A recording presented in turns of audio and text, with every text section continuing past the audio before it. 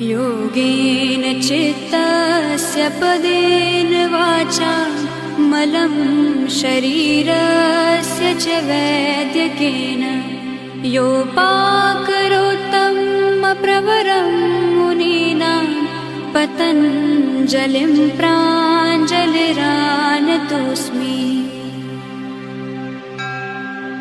योगेन चित्तस्य पदेन वाचा मलं शरीरस्य च वैद्यकेन योपाकरोत्तं प्रवरं मुनीनां पतञ्जलिं प्राञ्जलिरानतोऽस्मि।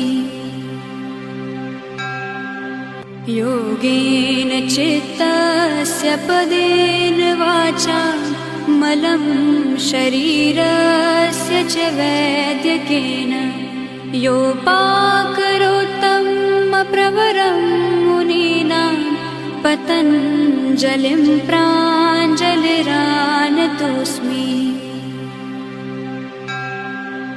योगेन चित्तस्य पदेन वाचा मलं शरीरस्य च वैद्यकेन योपाकरोत्तं